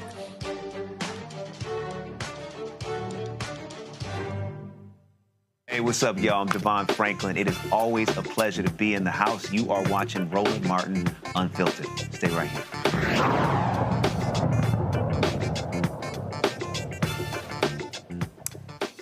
The city council in Colorado Springs City, Colorado, voted to pay a black veteran who was punched and kicked by Colorado Springs officers during a 2022 traffic stop. Council members voted 7-1 to approve a $2.1 million settlement related to Dalvin Gadsden's vicious October 9th, 2022 beating that happened after 3 Colorado Springs officers pulled him over for, quote, improper display of a license plate. Now, body cam footage shows multiple officers punching and kicking Gadsden, which caused damage to his eye and injured his eardrum. Gadsden was charged with 2 counts of second-degree assault on a police officer, resisting arrest, obstructing a peace officer, driving under the influence, and driving without license plates. He pled guilty to improperly displaying the license plates on his car and paid a $15 fine. All of the other charges were dismissed. Dr. Malveaux, we are not surprised, are we? We're not even slightly surprised. This happens time and time and time again. The people of Colorado Springs got hoodwinked by the police officers. They will pay for this money in their taxes. And this is the thing that we need for people to understand. When your police officers go rogue, beat someone, we hear about the settlement. What you don't hear is how much that's going to cost you. And so this, I mean, you had their license plates displayed improperly. That's why there's so many people who are saying, we don't stop people for these minor road incidents. They could have taken a picture of that. They could have sent it to him, as we do here in D.C. I get this every now and then. I'm speeding. They send me a little note saying you were speeding and you have to pay, and you pay. So why not do it that way as opposed to having the personal interaction, which essentially fuels white ignorance? Look at that, white ignorance. People of Colorado Springs are going to pay for that. Dr. Dibinga, these officers were not charged. And I'm not surprised by that at all. All of this, and we end up with a $15 fine. And look, this actually connects to our prior segment as relates to Trump, because one of the things that's also disappeared from any news coverage that I've seen is coverage about the George Floyd police reform bill. that Biden has been pushing and that other members of Congress have been pushing, like that's a real thing where you have Trump who is out there saying that police deserve immunity basically 100% of the time.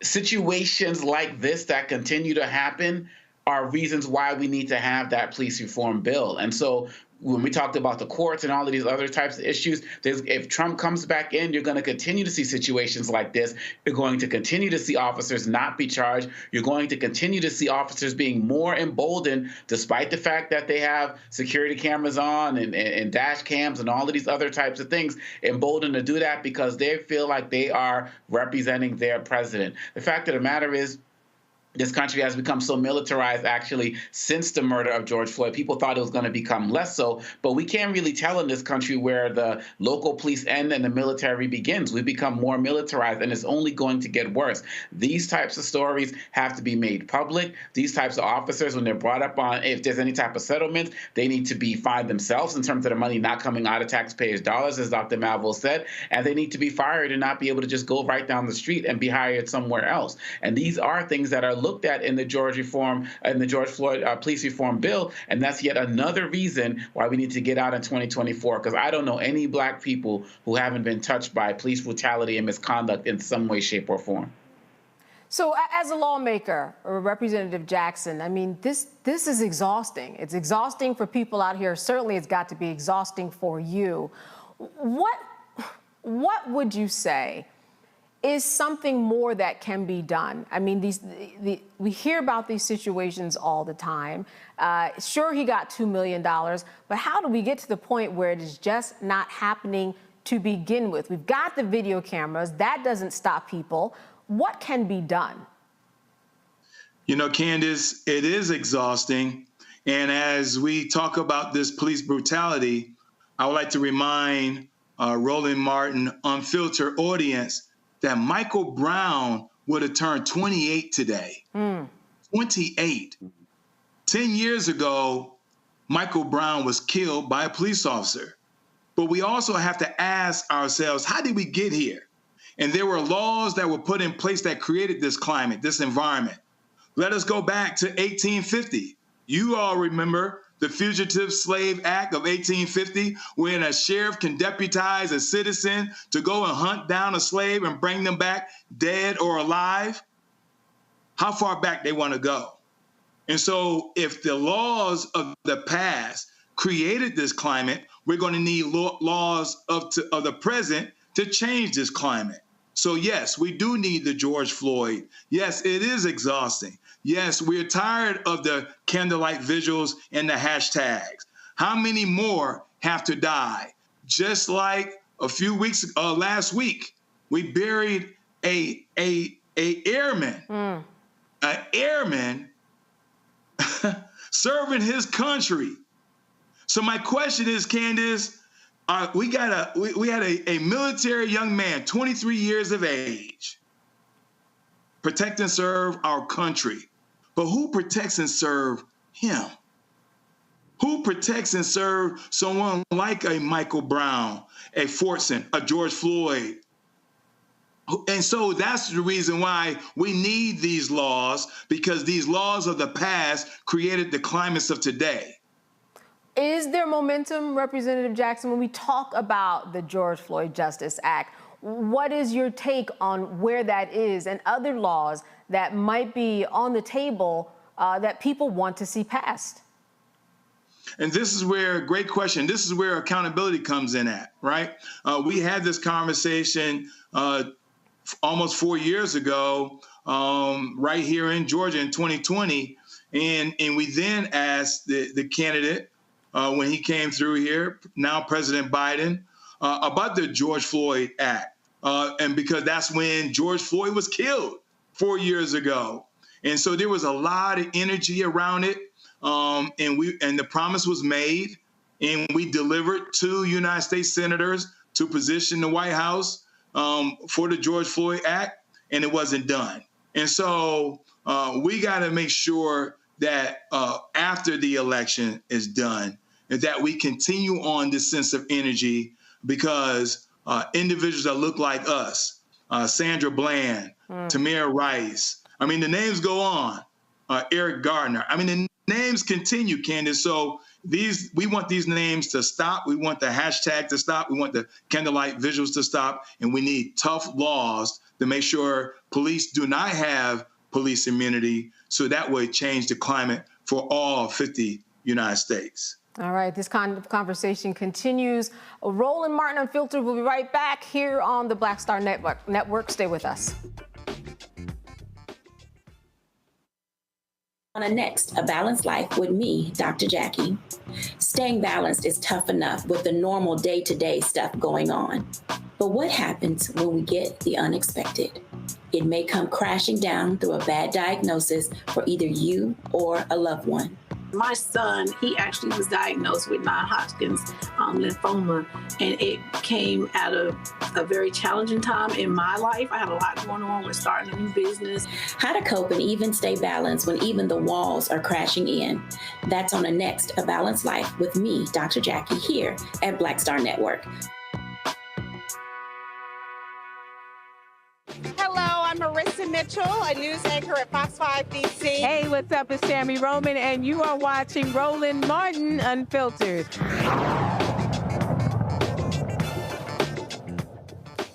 Oh, I love us. I love how we can just take things and make them benefit us. That's exactly what Texas Congresswoman Jasmine Crockett is doing after the bleach blonde, bad-built, butch body comment that went viral on Thursday. All right, so Crockett, she filed a trademark application for rights to the alliterative insult at Georgia Representative Marjorie Taylor Greene during a heated House Oversight Committee session. Now, Crockett posted this statement on social media. So we're going to drop a Crockett Clapback Collection. This collection will feature various swag that includes random things I've said. The money will go to ensuring that we have a Democratic House. Give me a little time, really get some swag online, etc. But B6 will drop first. Since Thursday, many songs have been circulating on social media, helping the phrase reach viral status. If you didn't hear it Friday, here's the RMU version. Bad bill frame, bad bill frame. Bleach blonde bush, better shut your trap, ain't got no game.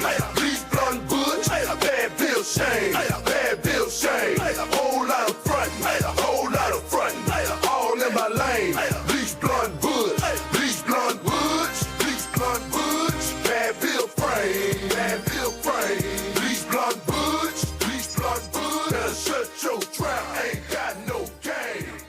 And it's getting picked up by other genres. It's been a while since I wrote a song, but there was no way I could let this one slip past me. She's a bleach blonde, bad-built, butch body, swinging for the fences, good God Almighty. A heat-seeking missile, too scared to debate, cries like a baby when she don't get her way.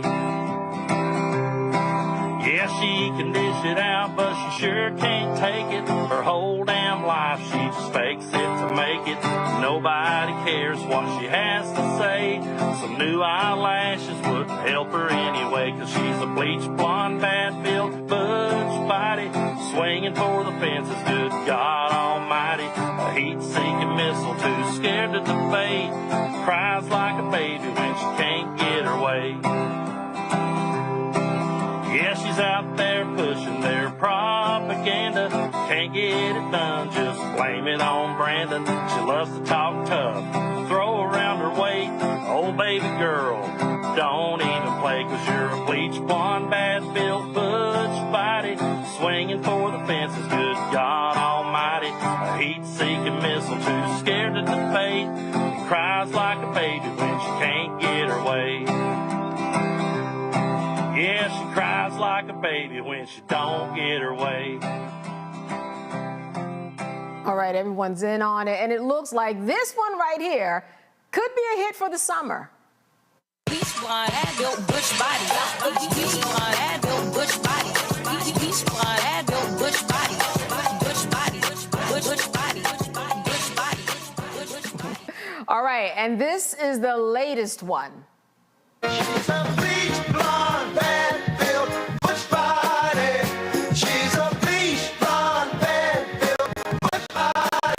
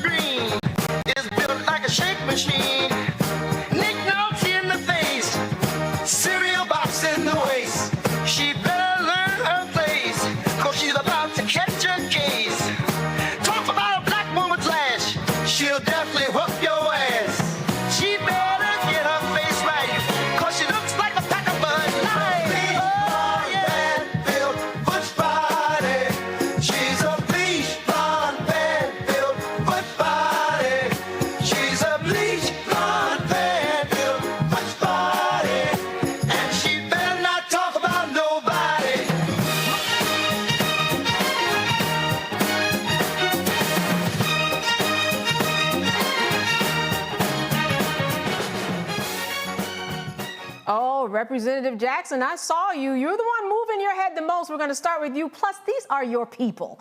Talk to me a little bit about your take on what we are seeing going on here and how you feel about this line of T-shirts coming out. Well, first off, I appreciate Representative Crockett with the clapback. You just find it amazing, Candace, where we have a certain level of decorum that's expected to do the work of the people.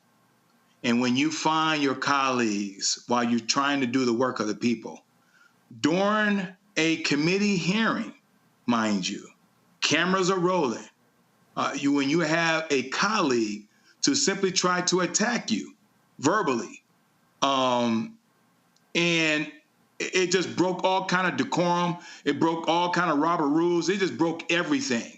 And so I know there's a sentiment out there where they want to, use the Michelle Obama, when they go low, we go high. But I appreciate Representative Crockett going right where Marjorie Taylor Greene is. And we mentioned this earlier, but it's worth repeating. As a father of 4 daughters and 3 sons, but I just want to focus on my 4 girls. And Malcolm X said May 22nd in 1962, he said, the most disrespected person in America is a Black woman. The most unprotected person in America is a Black woman. The most neglected person in America is a Black woman. And so I appreciate Representative Crockett standing up for herself at the time where she needed to stand up and say, enough is enough. And so I appreciate that clap back. And as a duly elected official, it was the right thing to do. I support it. And I will be buying my 6B's T-shirt for the summer. Oh, she will make some money and raise it for the cause. Dr. Malval, I was looking at you. I'm not sure how to read your facial expressions. What are your thoughts about this T-shirt line, the clapback, and just this moment? Well, first of all, I would have added another B up in there because there needs to be another B up in there. Y'all know what the B was. Secondly, I was in San Francisco over the weekend supporting London Breed, who is the mayor of San Francisco. And what occurred to me and what I said is that misogynoir means that Black women can be attacked at the top for our credentials, at the bottom for our eyelashes. People will attack us wherever we are. Thank brother for quote Malcolm about us being the least respected, unprotected, etc. But I'm just sitting here saying, I'm so glad I'm not a member of Congress because I would have walked over there and smacked that woman in the next week. It was ridiculous. It was absurd. It was unnecessary. And we don't deserve that. But we're in a space right now where Black women, whether you're Dr. Claudine Gay, whether you are Summer Lee, the sister from Pennsylvania, sisters are being attacked. And we have to be ready to fight back, to clap back. And so I'm loving Jasmine Crockett. I guess, first of all, nobody can ever tell what's going on with the look on my face, so don't try. You never know what's going on. But I appreciate her. But I'm also angry at the many ways that Black women are being assaulted. I am 70 years old. I've been out there. I think I published my first piece when I was 15 in the Journal of Black Poetry. And I've seen a lot of stuff. And what I'm seeing that hurts me so much is that so much has not changed. What if she talks about a Jewish woman or one of her white colleagues? That would not have gone down. But everybody feels free to attack a Black woman, and I'm saying, oh, hell no. Dr. Dibinga, I think it was interesting just to watch everything. AOC jumped in, and then there were phrases. One guy had a hearing aid. He couldn't hear everything, and I'm not sure if he could hear everything, if he could really understand the sentiment. What was your takeaway from everything that went on, and what are your thoughts about this T-shirt line? Okay, so I have a little bit of a different take. There's a lot of this that I'm just not feeling. And I feel like there's some bigger implications that are being missed. I think I agree with Dr. Malveaux. Representative Crockett has every right to defend herself and clap back when people are coming at her, and the way that Black women are attacked. I mean, come on. So I'm with that. I'm with AOC, coming back as well. And that has to be happening. You do have to stand up to bullies. My larger concern is that when Greene drops these things, she fundraises off of it. Now people with the clapback, they fundraise off of it. People in Marjorie Taylor Greene's camp are paying no attention to any of this whatsoever because she's in a safe district.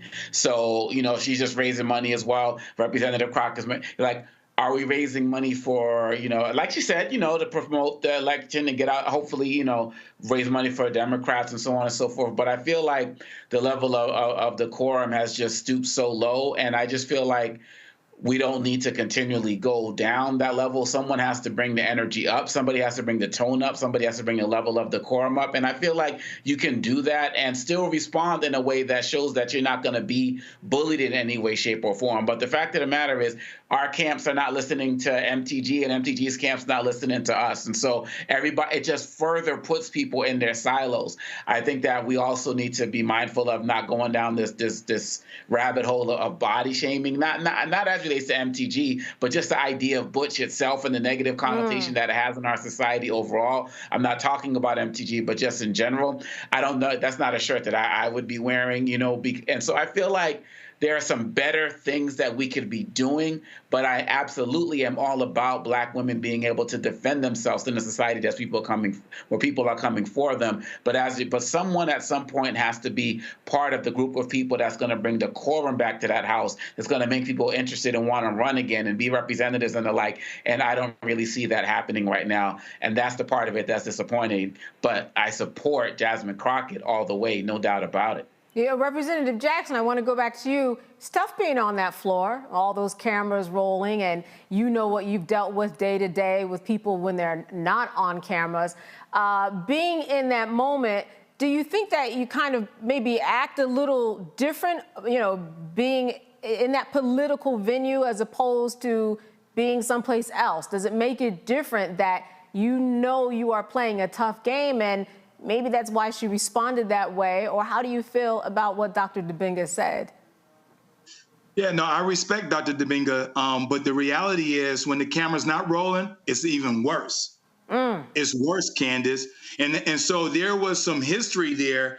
And if you had the opportunity to hear Representative Crockett in the last 24 hours, she's shared some of that history. It's been brewing for quite some time. But our constituents also, Dr. Dibinga, also hold us accountable for not showing up and fighting back for Michelle Obama. When they attacked Michelle Obama, how she looked. And right now, how they're attacking Ketanji Brown Jackson, right? And so we're sort of stuck in the middle where our constituents are asking us, hey, you all need to stand up for our Black women who are being attacked in the media. And so, yeah, I'm all for it because in hindsight of 2020, we should have did more to stand up for Michelle Obama when they were referring to her as a primate. Y'all remember they put her on a cover, right? The big afro, right? There was not enough energy coming from our community to stand up for Michelle Obama. And now they're attacking Ketanji Brown Jackson, the first. So, yeah, it is exhausting, Candace. And I think we do need to clap back. We still can maintain our level of professionalism. We still can maintain the decorum as we see fit. But when the camera's not rolling, y'all, it is worse. And it gets tight and it gets tense when we are in these rooms debating over legislation going back and forth. Yeah, and as we saw, hey, Marjorie Taylor Greene, she was the first one to go after somebody's looks and eyelashes. I'm not saying that everything is fair game, but she certainly opened up that door, and someone walked right in, then slammed it after. All right, listen, we're going to come back after the break. You are watching Roland Martin Unfiltered on the Black Star Network. Stay with us. Fanbase is pioneering a new era of social media for the creator economy. This next generation social media app with over 600,000 users, is raising $17 million, and now is your chance to invest. For details on how to invest, visit startengine.com/fanbase or scan the QR code. Another way we're giving you the freedom to be you without limits.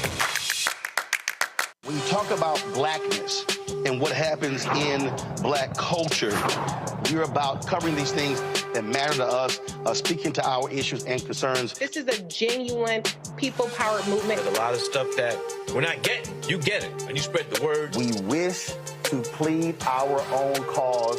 Too long have others spoken for us. We cannot tell our own story if we can't pay for it. This is about covering us. Invest in black-owned media. Your dollars matter. We don't have to keep asking them to cover our stuff. So please support us in what we do, folks.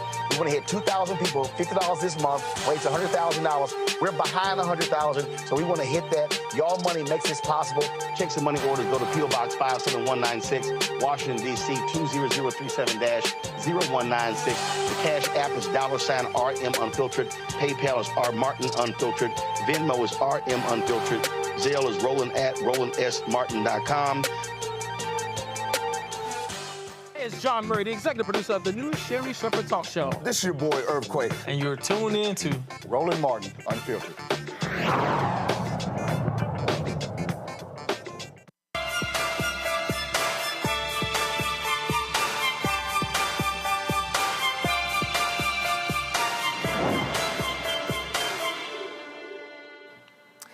As Vice President Kamala Harris continues her reproductive freedom tour, organizations are doing what they can to help women in states that have made it nearly impossible to get an abortion. Sister Song, Women of Color Reproductive Justice Collective, is relaunching its Birth Justice Care Fund. The fund, created in 2020, was a response to how the pandemic and maternal mortality epidemic disproportionately impacted Black and brown communities. Now services are expanding to meet the post-Roe v. Wade reality. Sister Song's Deputy Director, Leah Jones, is here to explain the services that they offer, and she joins us from Atlanta. Thank you so much for being with us today. Thank you, Candace, for having me. Now, for people who don't understand kind of the holes that you are trying to fill, how would you say what you are relaunching is going to affect those women who are in need of these certain services? Absolutely. As we're in this post-Roe space of people being forced to go to term with their pregnancies, they're forced to release their bodily autonomy to make choices around their pregnancy. We understand that Black and brown folks being forced to remain pregnant could have deadly impacts because of our maternal mortality rates in the South, especially, but in the U.S., and as it impacts Black women. And for people who don't understand your services specifically, how do you help someone along the way? If someone comes to you, how does that work from A to Z in terms of how you hold their hand? Absolutely. So what you can do is go to our website at sistersong.net. You will see Birth Justice Care Fund. You'll see directory. We ask that you look through the directory of people that, birth workers that we work with. So that's full spectrum doulas, maternal mental health therapists, doula support, and also lactation consultations and consultants. In our directory, you would then choose one that is in alignment with what you need in your birth plan. You apply to the fund, and we just go through that process internally to approve you and move through with your services. We also do provide essential items such as diapers, wipes, car seats, strollers, things that you'll need immediately as you leave the hospital. And what about those women, because we hear this all the time, women go to the doctor, their needs just aren't met. They don't feel like people are communicating the right way. They are not being heard. They're being misunderstood. They're being told in some instances, oh, you're asking too many questions. So when they come to you, how do you fulfill that need of just being heard? Absolutely. So what we do with our Care Fund partners is we take them through a process of making sure that they are in alignment with the reproductive justice framework. We do RJ trainings with our partners. We make sure that they are centering human rights in their birth work. In order to become an exclusive partner, you have to center Black and Brown folks. You have to center human rights and understand what cultural competency care looks like. All right, I want to open up to our panel now. I'm going to start with you, Dr. Dibinga. Question for our guest this evening.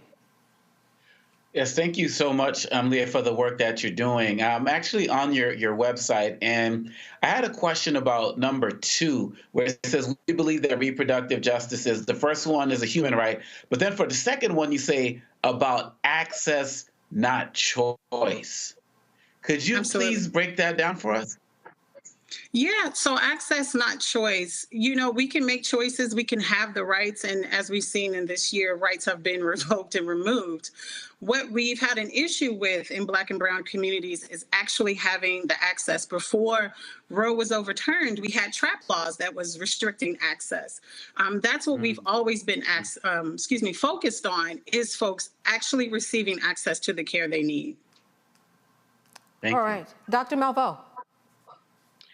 First of all, sister, thank you for the work that you're doing to ensure that people have access to the health choices that they want. There is a whole movement, it seems to me, to redirect people from their choices so that people are being pushed to, let's say, have a child as opposed to an abortion, not have the total medical workup that they need. To what extent does money play a role in how people are being treated when they have challenges around birth choices? Sure. I think the way we framed it is, if Serena Williams, who's a millionaire, probably a billionaire, can have maternal health issues in hospitals and be disregarded, money kind of plays a role, but not really. I feel like it's about race and racism. That's what we're faced in hospitals. That's when we're faced when we're having, when we're giving birth, when we're seeking health care that we need. I think in that context, money doesn't really play a role. Representative Jackson. Hey, Leah, how you doing? Appreciate the work you're doing right here in Georgia. I'm here in Georgia with you. As you well know, we're trying to do more around doula. But my question is around, how do we really, for states like Georgia, what can we do more in the rural parts of these states? I mean, when you look at Georgia, 82 counties out of 159 counties do not have an OBGYN. 61 counties out of 159 counties do not have a pediatrician. And when you look at last year's numbers, where 169 women simply tried to give birth, died. 776 infants died. And so what can we do for states like Georgia, especially in the rural parts, to do more to educate those expecting mothers so that way they can have a successful pregnancy before, during, and especially after? Absolutely. Thank you for that question. It's something that Sister Song has been focused on in getting to rural areas where half of our counties are not serviced by maternal health care physicians. We are working with nonprofit organizations. We're working with maternal health care workers on the ground, doulas. And going outside of the hospital, we have to depend on ourselves at that point. Sister Song is committed to doing this work. However, we want to talk about money. That's where the money comes into play, to be able to do this grassroots organizing, to be able to do on-the-ground education. We do virtual education. We do labor support care education. But we have to have funding to be able to do that. And we love to work with state representatives and legislators to be able to move that work. I would say every citizen, legislator, representative, please get connected to the nonprofit organizations who are trying to do this work. Usually if we're Black and Brown led, we don't have the funding to be able to do it, to have the capacity to do it.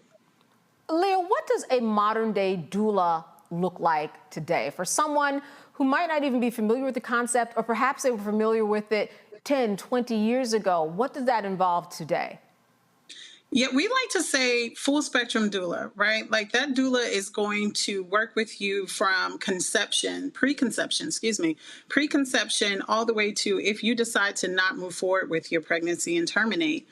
We want to talk about postpartum care. That's where 60% of maternal deaths happen is after a person has given birth or has decided to terminate pregnancy.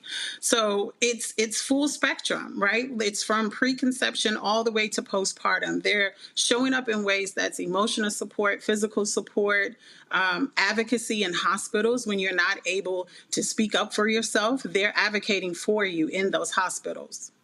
And I was actually, that's my next question. When you talk about the hospitals, what is the relationship there? Is there tension at all? In that there seems to be tension often when Black women are in the room with a doctor by themselves. What is it that you bring, I guess, that can help with that process, and that there often is tension? Right. We like to talk to our doulas about working with mom and birthing people around their rights in hospital rooms, knowing your rights, knowing how to understand what's being told to you by physicians. We want your advocate to be understanding of what's happening in the room and also know the rights that you do hold. We want to make sure that not just the doula is advocating, that the person who is giving birth walks away from that experience and advocate themselves so they then can share that information moving forward. So as I said at the top, this is actually a relaunch of what you have been doing. Is this because of the overturning of Roe v. Wade, or what does your relaunch involve? And how did the changing of the Roe v. Wade impact what you were doing there at all? Yeah, so we relaunch every year. Last year, we're saying relaunch because last year we didn't have services. We only had items, and we opened it up nationally. So we spent over $450,000 of essential items. Since its inception in 2020, we've spent close to $1 million now through the fund. But the relaunch is adding Florida, who has gone from a 15-week abortion ban to a 6-week abortion ban, putting emphasis on Kentucky, who's been in the mix since about 2020. They now have a abortion ban at conception, so fully illegal to have an abortion in Kentucky. And we're adding maternal mental health therapists to the fund as well. If you're being forced to give birth, that is going to impact your mental health. And Leah, before we go, I want to ask you this. Do you see a shift? Has there been a change with the work? What have been the changes that you have seen in terms of the way that people now approach you post the overturning of Roe v. Wade, and really post the pandemic, when you saw a lot of these issues really rise to the top? Absolutely.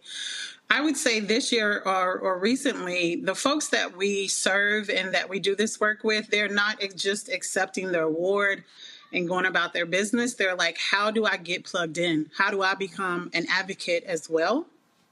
And so folks are not, they're walking away with the charge, with being mobilized in their own reproductive lives, but then also wanting to give back to other folks to understand, like, this care fund has helped me and this is why it's important. And I want to charge that forward to other folks. So I think people are becoming aware of the ways that their human rights are being stripped, that their bodily autonomy has been torn away, and they're done. They're tired of it. And for people who are tired of it and want to reach out to you, are they assigned a case manager, or how do they go about getting services from your offerings? Absolutely. Please visit our website at sistersong.net. But if you want to reach us directly, you can email birthjusticeteam@sistersong.net. But the easiest way is just to go to our website, go under Birth Justice, look at the directory, contact us, give us a call, and we'll get you connected to those services you need. All right, Leah, thank you so much for that important, very timely information. Good to see you. A lot of resources out there for people who are in need. I also want to thank my panelists for this evening, Dr. Dibinga, Dr. Malveaux, and Representative Jackson. As always, very good seeing you. And I also want to say Happy birthday to our producer here at Roland Martin Unfiltered. I didn't see cake. I'm assuming it's hidden somewhere. It should be coming, yes. We love Carol. We love Carol Gant here at Roland Martin Unfiltered. And we love you, our viewers, too. Thank you for being with us. Have a good night. Folks, Black Star Network is here. I'm real revolutionary right now. Support this man, Black Media. He makes sure that our stories are told. Thank you for being the voice of Black America, Roland. Stay black. I love y'all. All momentum we have now, we have to keep this going. The video looks phenomenal. See, there's a difference between Black Star Network and Black-owned media and something like CNN. You can't be Black-owned media and be scared. It's time to be smart. Bring your eyeballs home. You dig?